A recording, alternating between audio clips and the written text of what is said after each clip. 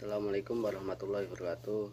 Di sini kami akan menjelaskan mengenai prospek pengadilan agama pasca lahirnya Undang-Undang Nomor 35 Tahun 1999 tentang Penyatu-Atapan dan Undang-Undang Nomor 4 Tahun 2004 yang beranggotakan nama Arianto NIM 1821210022 dan Muhammad Iqbal NIM 1821210030. Di sini kami akan membahas mengenai kedudukan dan eksistensi pengadilan agama dan mahkamah syariah pada era reformasi, kemudian peluang dan tantangan pengadilan agama dan mahkamah syariah ketika upaya-upaya konkret menjadikan pengadilan agama dan mahkamah syariah sebagai institusi terhormat. Yang pertama, pembahasan pertama yaitu kedudukan pengadilan agama dan mahkamah syariah era reformasi. Peradilan agama merupakan peradilan tingkat pertama yang berpusat di kota atau kabupaten yang menyelesaikan masalah perkawinan, waris, wasiat, hibah, wakaf, zakat, infak, sedekah, dan ekonomi syariah. Peradilan tinggi agama merupakan peradilan tingkat banding yang berpusat di ibu kota provinsi. Kemudian Mahkamah Agung merupakan puncak dari peradilan agama.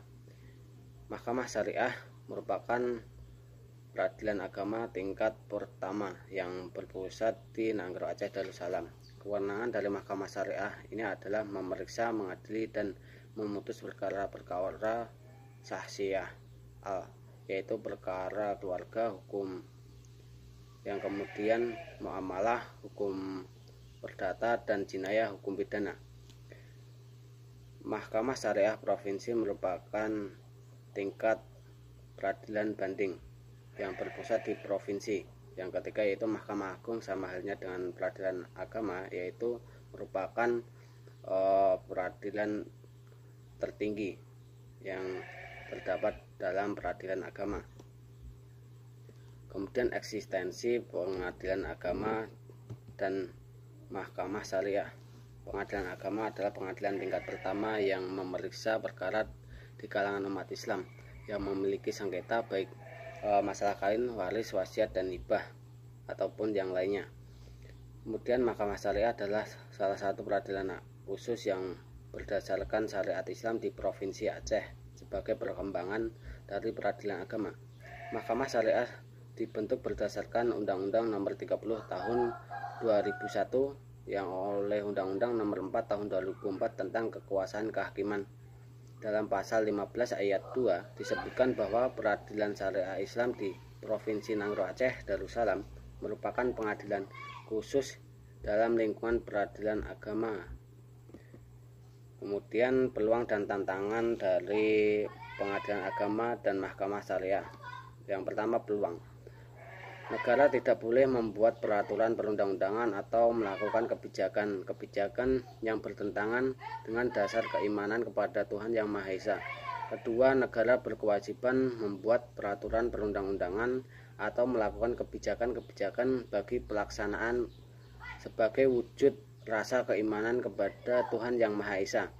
Yang ketiga yaitu terjadi peningkatan independensi kekuasaan kehakiman sejalan dengan tuntutan reformasi di bidang kekuasaan kehakiman yang menghendaki kekuasaan kehakiman benar-benar merdeka, bebas dari campur tangan pihak lain.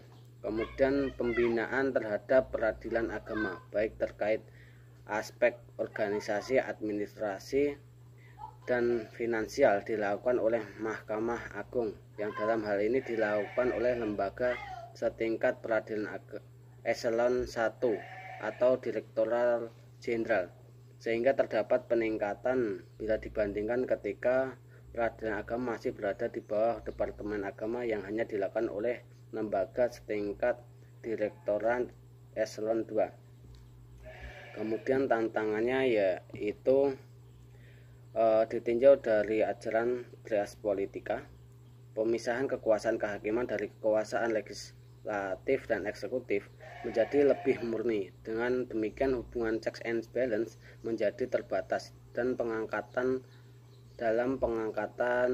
hakim agung menjadi terbatas. Kemudian cakupan pertanggungjawaban kekuasaan kehakiman selain harus bertanggung jawab secara teknis, yudisial juga secara administratif. Padahal diketahui bahwa terdapat tumpukan perkara di MA yang jumlahnya ribuan, belum lagi beban administratif sebagai akibat langsung yang akibat dari penyatu atapan tersebut. Kemudian ada semacam kekhawatiran sistem atau akan melahirkan kesewenang-wenangan pengadilan hakim, karena dengan satu atap tidak ada lembaga lain yang mengawasi perilaku hakim. Kemudian peluang dan tantangan dari pengadilan agama dan mahkamah syariah. Yang pertama, peluang. Negara tidak boleh membuat peraturan perundang-undangan atau melakukan kebijakan yang bertentangan dengan dasar keimanan kepada Tuhan Yang Maha Esa. Kedua, negara berkewajiban membuat peraturan perundang-undangan atau melakukan kebijakan bagi pelaksanaan sebagai wujud rasa keimanan kepada Tuhan Yang Maha Esa. Yang ketiga yaitu terjadi peningkatan independensi kekuasaan kehakiman, sejalan dengan tuntutan reformasi di bidang kekuasaan kehakiman yang menghendaki kekuasaan kehakiman benar-benar merdeka, bebas dari campur tangan pihak lain.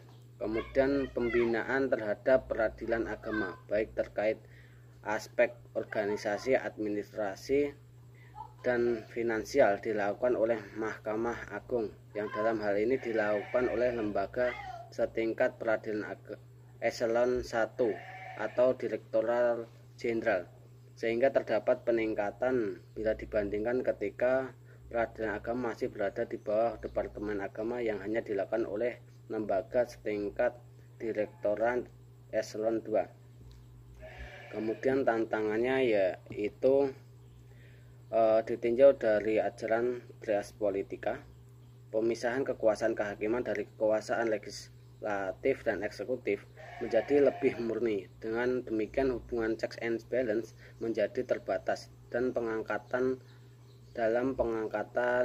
hakim agung menjadi terbatas.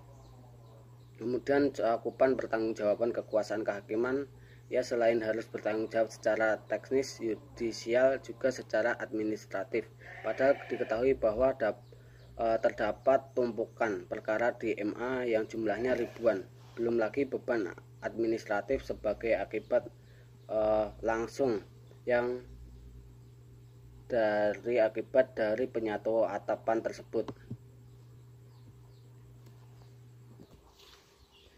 Kemudian ada semacam kekhawatiran sistem atau akan melahirkan kesewenang-wenangan pengadilan hakim, karena dengan satu atap tidak ada lembaga lain yang mengawasi perilaku hakim. Melanjutkan materi dari Mas Arianto, yakni tentang upaya-upaya konkret menjadikan pengadilan agama dan mahkamah syariah sebagai institusi terhormat. Sebuah usaha yang sangat panjang untuk menjadikan pengadilan agama sebagai institusi terhormat. Hal ini dapat dilihat dari sejarah perkembangan pengadilan agama. Dan dalam proses legalisasi banyak terjadi protes atau tidak setuju dari kebanyakan dari unsur agama Katolik yang menuduh bahwa penegakan RUU tersebut berarti penegakan kembali Piagam Jakarta. Dan seperti halnya S. Wijoyo yang terang-terangan mengatakan bahwa RUU pengadilan agama ini menentang kesaktian Pancasila. Adapun di sini tentang kemajuan atau upaya-upaya konkret dari pengadilan agama, kita lihat dari adanya kompilasi hukum Islam atau KHI, Undang-Undang Nomor 7 Tahun 1992, Undang-Undang Nomor 10 Tahun 1998, dan Undang-Undang Nomor 23 Tahun 1999 tentang perbankan syariah. Tak hanya itu, banyak terjadi perubahan atau undang-undang baru, seperti halnya Undang-Undang Nomor 18 Tahun 2003 tentang advokat yang menyetarakan sarjana syariah, Undang-Undang Nomor 18 Tahun 2006 tentang peradilan agama dengan Undang-Undang Nomor 3 Tahun 2004 yang menambahkan kompetensi absolut pengadilan agama, yakni dalam sengketa ekonomi syariah. Dengan adanya undang-undang ini dan dapat dibuktikan adanya pengakuan secara de jure dan de facto baik masyarakat maupun negara, maka pengadilan dapat melaksanakan tupoksinya dengan mantap tanpa adanya pengaruh dan keterikatan dengan lembaga lain, sehingga menjadikan sebuah lembaga yang dapat menciptakan keadilan di tengah-tengah masyarakat. Sekian dari saya, kurang lebihnya mohon maaf. Wassalamualaikum warahmatullahi wabarakatuh.